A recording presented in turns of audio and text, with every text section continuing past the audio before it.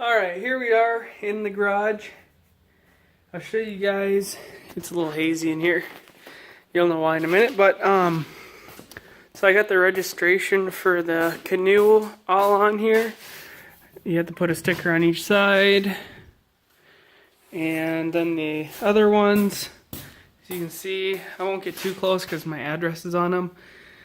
But I was originally going to put them right here, but they're a little too wide. So put them back there, and I think they'll work good. And then, I don't know if I talked to you guys about it or not. I can't remember, but I wanted to build a receiver canoe holder because I have a rack that goes in the truck, but this canoe is so heavy that I think it'd be really hard for me to put it on there. So that's why it's smoking here, as I've been welding.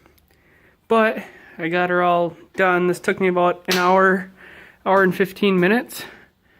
And this is just from stuff I had laying around the garage. But I got 2 carriage bolts on this green treated.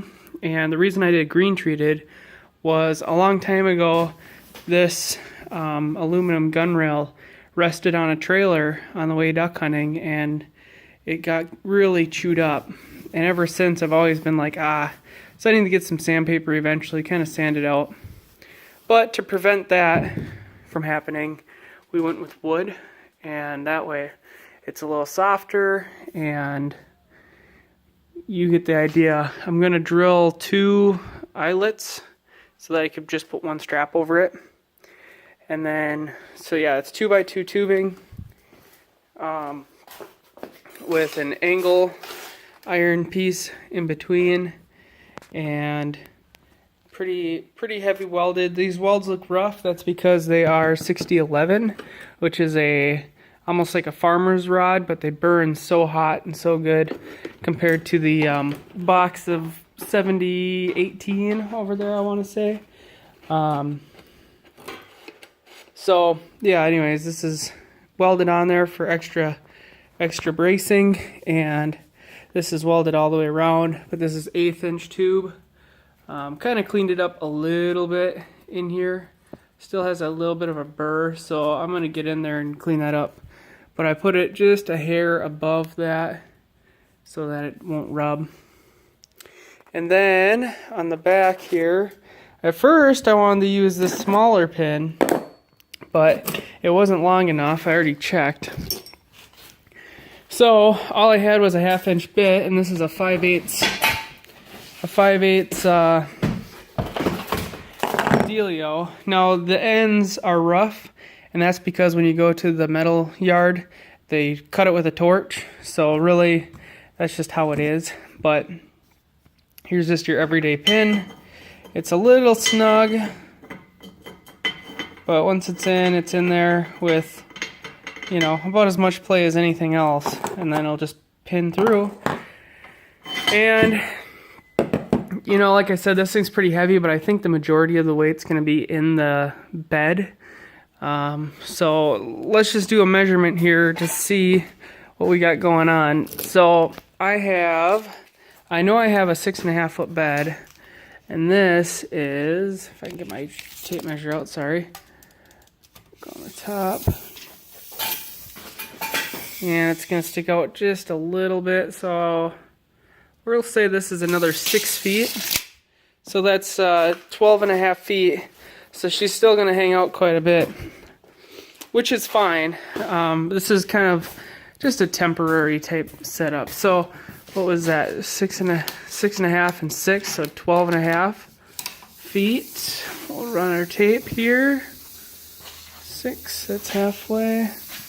9, 10, 11, 12, 6. So it's going to hit right here.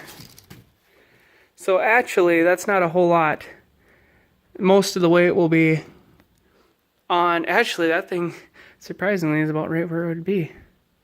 Wow. Okay, so we take care of most of it in the truck, which is nice. But the idea behind all of this is, I want to.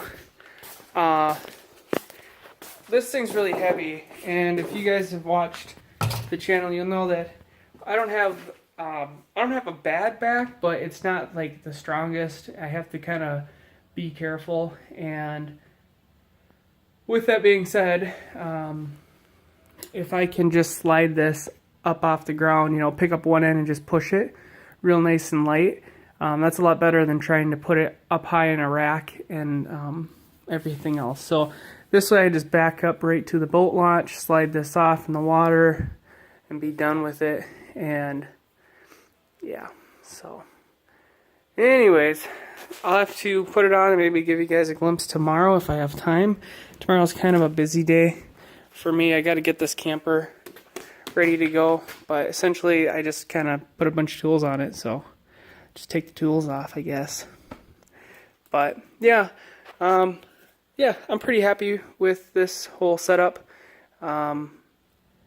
It depends on how I load it, right? I think I want to load it like it is, kind of upright. So I might put a 2x4 on the top here going across.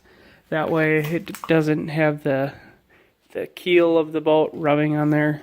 That's actually probably a really good idea. But, or even just on the edges put a 2x4, and that way it catches the rotation or whatever, the hull, if you will. But yeah, and I tried to get this, you know, close.